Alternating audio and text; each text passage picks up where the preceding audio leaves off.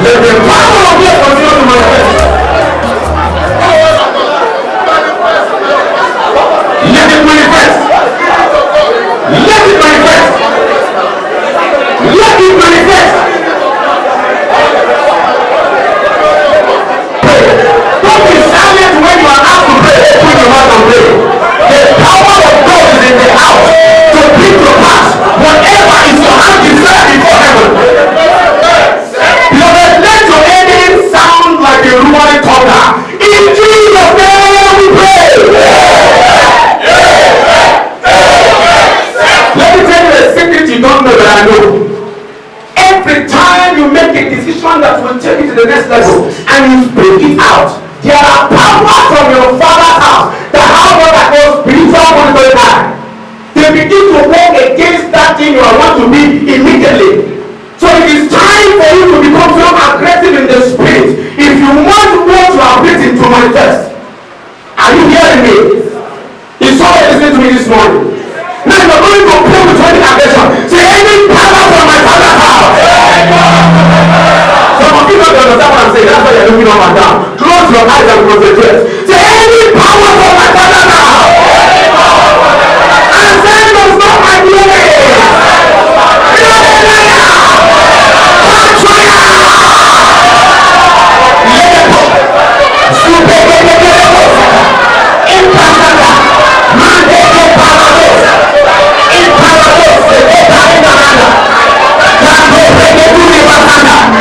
Please be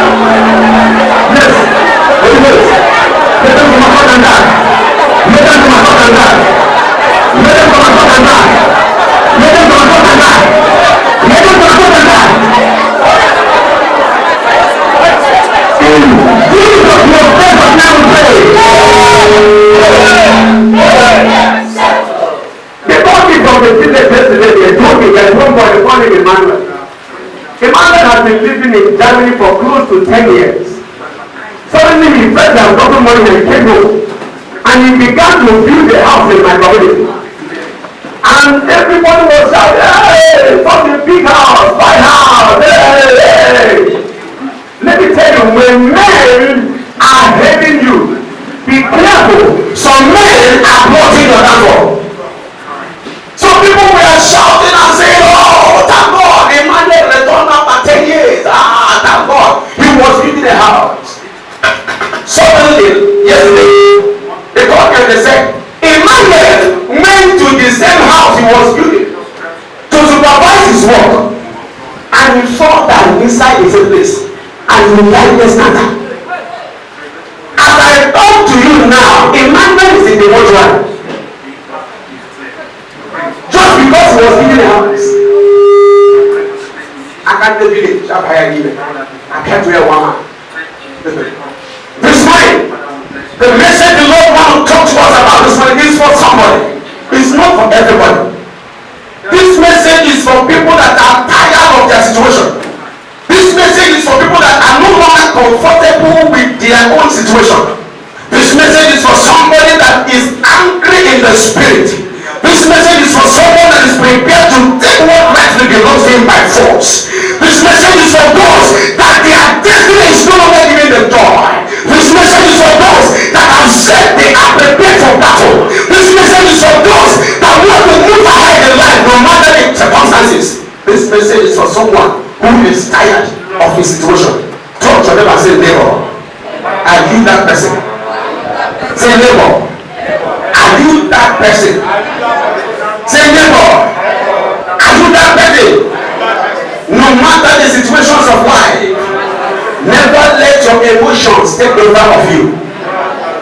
I always say, I say, don't do what? Give up. There's another beautiful day ahead. Don't let your yesterday determine your tomorrow. Don't let your today be the determining factor of your destiny. Listen to me. Yesterday is already a cancel check. Tomorrow is a promissory note. Today is a day that you have to make a difference in your destiny. Everything you want to be in life starts with today.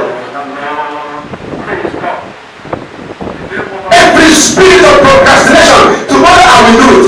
Tomorrow. Men that live in tomorrow never fulfill their destiny. Today is the acceptable time of the Lord. The Bible says, on that day, the yoke upon thy shoulder shall be destroyed because of the anointing. Every yoke that has kept you spent down for too long, the expiring date has come, and today is that day for somebody. If you are that person, rise on your feet and shout, it is my day. I thank those of you that rose and did that. When you obey instructions from the altar, your destiny is fast approaching. A young lady came here under 1 month. She came here. She got her what? Testimony. Why? Obedience to the word. Quickly open with me to the book of 2 Corinthians chapter 10. 2 Corinthians 10. 2 Corinthians chapter number 10. You are a royal priesthood, a peculiar person, a chosen generation. Except someone who is not spiritually alert will not understand that power has no chance to be here. I understand what has happened already, what is happening. If you are spiritually sensitive, no, there is a power that has changed us today in this service. Except if you don't understand. Some of the people here will understand what I'm saying.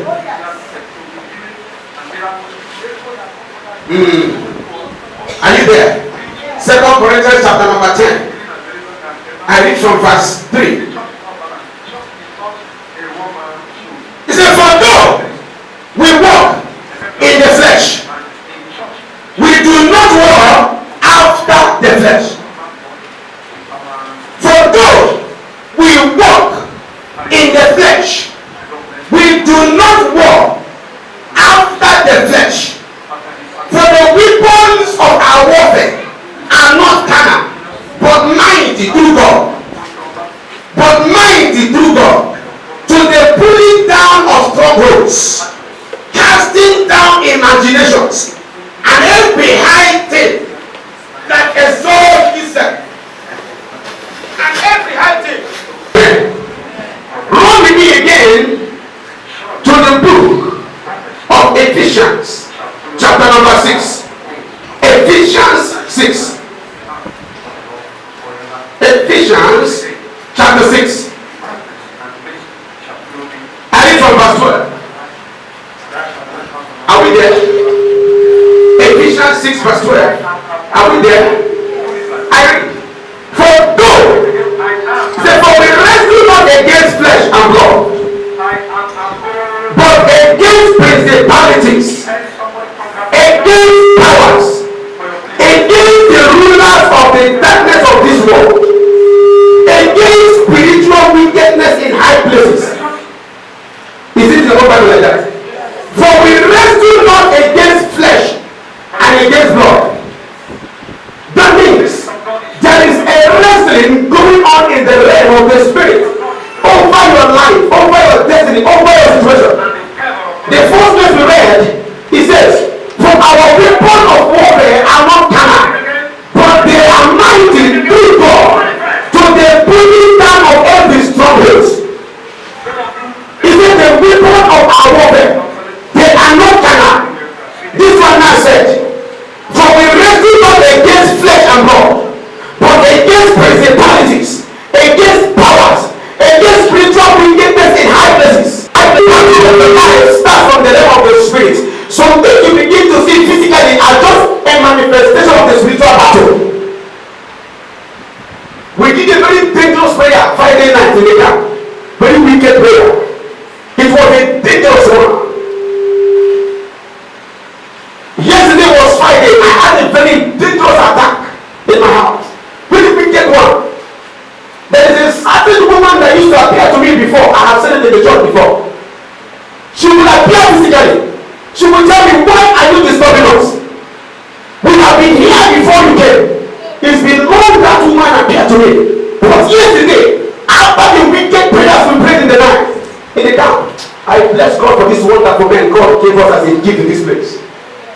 The same woman appeared and said, all the Ghana are we here. I said only one word. The earth is the Lord's, and the fullness thereof, the world and they that dwell therein. Listen to me, I repeat it again. I am in the land of the spiritual sorcery. When Jesus was born, the Bible says that he shall be for the rising of some people, and he shall be for the going down of some people. What power was Satan's? My message to somebody this morning is this, or you can call it destroying ancient or toxic strongholds. You can call it pulling down the occultic strongholds. You can call it destroying ancient occultic strongholds. Run with me to the book of Ezekiel, chapter 8. Ezekiel chapter 8. We are in a very, very wonderful but dangerous season. Ezekiel chapter 8 verse 6, and I read. He said furthermore unto me, son of man, seest thou what they do, even the great abomination that the house of Israel committed here, that I should go far off from my sanctuary. Do you understand? The sanctuary of God is the house of God. And God said, look at the abomination that people are doing in the house of God, that is making him God himself to go far from his house.